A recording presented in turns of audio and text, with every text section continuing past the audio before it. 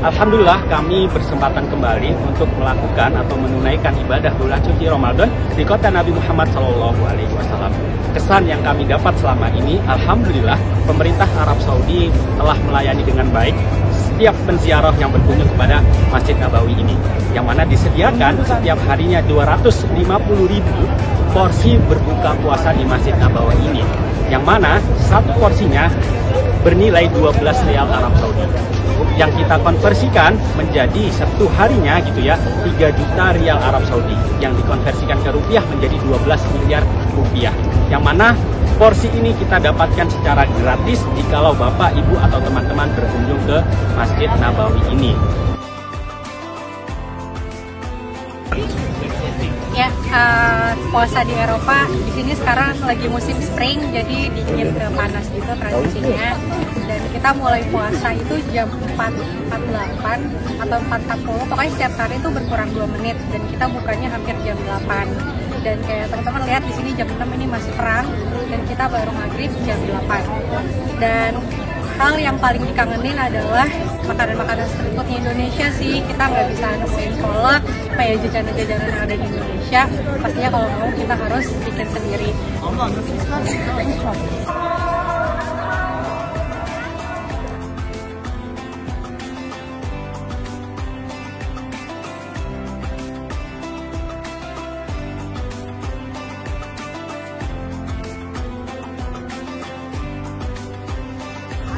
Assalamualaikum teman-teman, selamat datang di Munchen, Jerman. Di sini kita puasa 2 jam lebih panjang dibanding di Indonesia. Nah, kebetulan nih bulan puasa kali ini jatuhnya di musim semi, jadi nggak terlalu susah puasanya karena emang dingin. Suhu hari ini aja rata-ratanya tuh di sekitar 1-7 derajat, jadi lebih enak lah. Masalahnya emang lapar karena dingin kan, jadi bawaannya kayak makan gitu. Tapi ya, saya dulu. Tahun ini puasa Ramadan itu jatuh ketika memasuki musim panas. Diperkirakan puasa kita yang di sini itu mencapai 15-16 jam begitulah kira-kira secara garis besar. Itu belum lagi tantangannya ketika berpuasa, dan belum lagi mengikuti perkuliahan, belum lagi hawa panas, kemudian cuaca yang tidak menentu, kadang paginya dingin, siangnya panas, kadang paginya cerah, siangnya hubar atau debu begitu ya. Tentunya ada makanan khasnya juga teman-teman. Ada yang namanya gharaiba, ada juga yang namanya halabiyah, dan ada juga halabiyat itu. Kemudian ada juga basisa, dan ada pula yang keren namanya, ada yang namanya sambosa. Dan makanan khas Libya ini yang masyhur itu ada basim dan kuskusi. Pasti udah pernah dengar kan ya? Nah, itu makanan khas yang ada di negara Libya. Yang pertama, yang nomor 1 ini nggak ada lawan sih, ngabuburit. Nah, betul kan? Ngabuburit di Indonesia itu udah paling dikangenin gitu ya. Kemudian yang kedua yang saya kangenin di Indonesia itu Ramadannya adalah ketika tarawih. Sholat tarawih di Indonesia, itu entah kenapa punya zuk yang beda banget dengan negara-negara lain. Puasa di Serbia itu jatuhnya pada musim semi, dan kami di sini puasa 2 jam lebih lama dari Indonesia. Namun karena musim semi ini cuacanya adem dan anginnya sepoi-sepoi, jadinya puasa pun seperti tidak berasa gitu sedang berpuasa. Biasanya 30 menit menjelang berbuka selalu datang 2 orang yang mengantarkan makanan dari Masjid Bayrakli untuk para pelajar muslim di asrama. Saya pun ke Masjid Bayrakli untuk menemui hoja atau imam yang ikut terjun membagikan iftar ke asrama. Hidangan berbuka puasa yang disediakan dari Masjid Bayrakli itu biasanya berisikan masakan-masakan khas Serbia seperti ini biasa disebut dengan chubapi, atau kalau bahasa Indonesianya itu disebut dengan daging tunjang. Dan masakan-masakan Serbia sama seperti masakan-masakan yang ada di Eropa lainnya itu kurang kaya akan rempah-rempah. Orang Serbia sendiri itu tidak terbiasa dengan rasa pedas. Namun demikian saya beruntung sebab lidah saya itu sudah dapat menyesuaikan dengan berbagai varian rasa dari setiap masakan selagi itu halal. Beruntungnya saya, karena teman sekamar saya juga adalah seorang muslim, dan kami sekarang dalam perjalanan menuju ke Masjid Bairakli untuk menunaikan ibadah tarawih.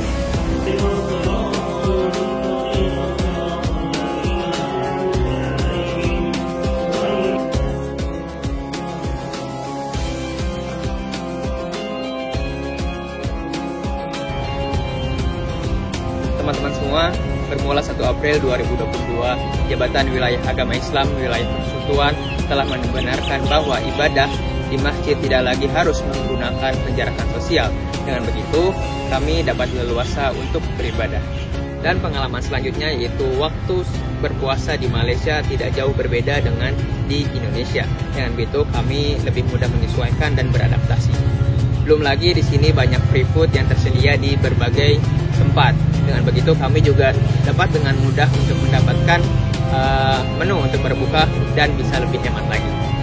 Banyak juga loh tradisi Ramadan yang ada di Malaysia ini. Di antaranya ada moreh. Moreh adalah jamuan makanan yang biasanya disantap setelah sholat tarawih. Yang kedua yaitu pelita.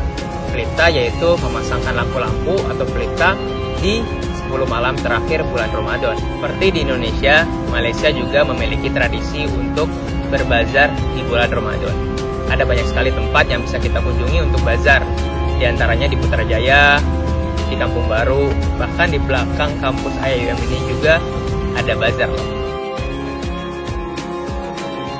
Nah, Malaysia juga punya makanan dan minuman khas.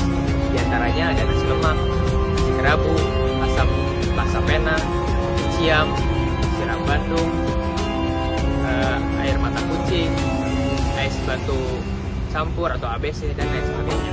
Bagi teman-teman yang ingin mencari atau menemukan makanan lain atau menu lain juga bisa, seperti makanan Arab, Western, dan lain sebagainya.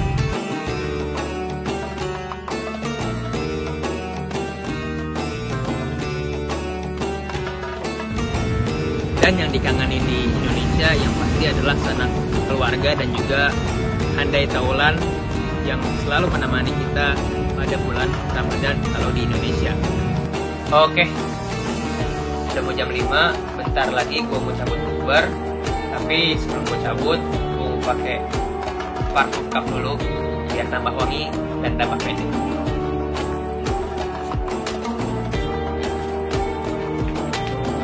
Wangi banget. Oke, parfum cup. Oke, eto.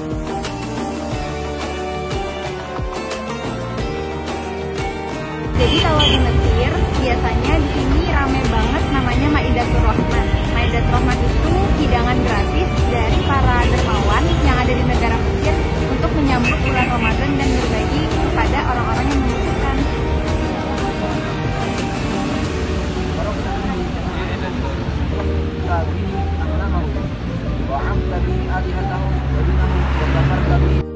Selama Ramadan itu malamnya benar-benar hidup. Banyak banget lampu khas Ramadan yang dipasang di setiap jalanan dan hidupnya itu sampai ke dini hari. Karena by the way juga di sini itu malamnya sangat pendek. Maka dari itu malam itu tidak dihabiskan untuk tidur, melainkan untuk sahur, taraweh, dan juga beraktivitas lainnya. Mesir punya euforia yang berbeda dengan Indonesia. Kalau di Indonesia saat Ramadan itu biasa-biasa aja kelihatannya. Tapi saat Idul Fitri biasanya kita lebih banyak yang merayakan dengan sukacita. Bedanya kalau di Mesir saat Ramadan itu benar-benar dirayakan sesukacita itu sampai-sampai mereka tidak tidur semalaman untuk beribadah ataupun untuk melakukan aktivitas lain. Tapi saat Idul Fitri ternyata di Mesir biasa-biasa aja euforianya, bahkan cenderung sama seperti hari-hari sebelum Ramadan.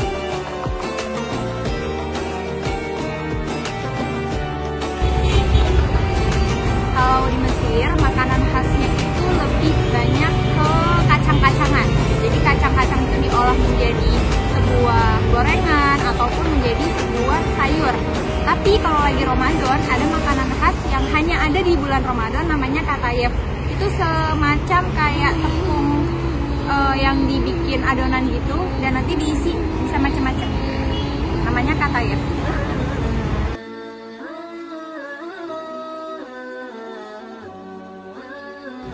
Jadi, puasa di India tahun ini jatuh pada musim panas, yang mana suhu harian pada siang harinya mencapai rata-rata 40-45 derajat Celcius.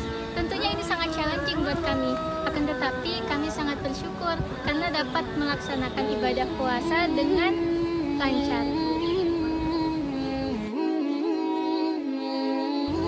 Tradisi Ramadan di India. Tradisi Ramadan di India tidak kalah menariknya dengan tradisi Ramadan di Indonesia. Beberapa tradisi Ramadan di India yaitu: pertama, berbuka puasa berjamaah di masjid. Yang kedua, para pria muslim menggunakan celak. Dan yang ketiga, Dasahri Walas. Dasahri Walas merupakan tradisi peninggalan Mughal, yaitu membaca nama Allah dan Rasul ketika membangunkan orang untuk melakukan sahur. Dan tradisi ini masih diberlakukan di Old Delhi.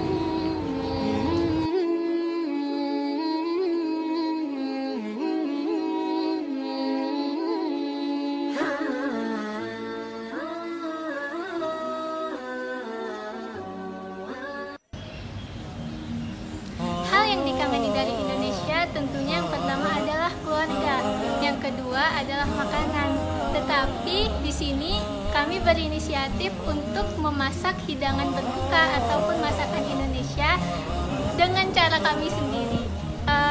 Menurut kami itu sudah cukup mengobati rasa rindu kami terhadap masakan Indonesia.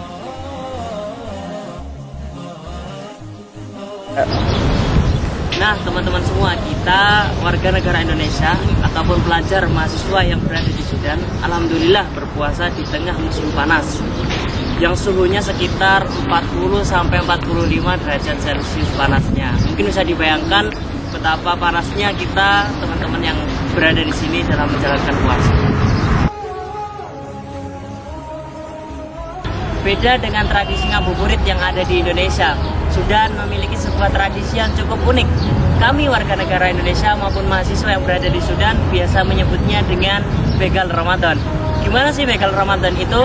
Begal Ramadan adalah sebuah tradisi di mana ada sekumpulan orang-orang Sudan yang memberhentikan para pejalan kaki maupun orang-orang yang sedang berkendara untuk berbuka puasa bersama mereka.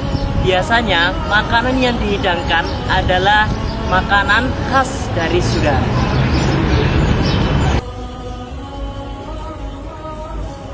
Kalau hal-hal yang dikangeni dari Indonesia sih biasanya kalau nggak makanan ya suasananya.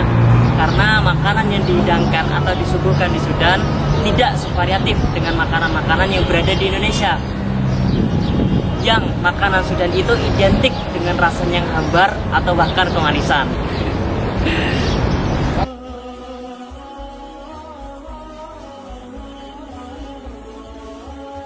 Ramadan di Syria pada tahun ini jatuh pada musim semi, yang mana ketika musim semi udaranya itu sama kayak di Indonesia. Jadi meskipun kita berpuasa 1-2 jam lebih lama dari Indonesia, ya kita tidak ngerasa berat untuk berpuasa pada tahun ini.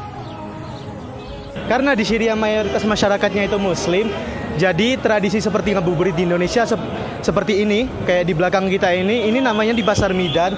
Jadi masyarakat itu berbondong-bondong ke pasar untuk membeli jajanan-jajanan pasar buat berbuka puasa nanti.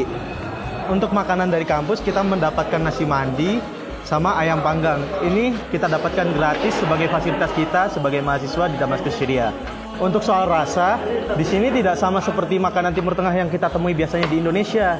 Di sini tuh rasanya tidak terlalu kuat, rempah-rempahnya tidak sekuat makanan Timur Tengah yang ada di Indonesia. Tapi kalau makanan di sini itu lebih kayak ke aromatiknya gitu lebih kuat daripada rempah-rempah yang ada di dalamnya. Selain kita mendapatkan nasi mandi dan juga ayam panggang, kita juga mendapatkan buah apel dan juga jus jeruk sebagai pendamping untuk makanan kita.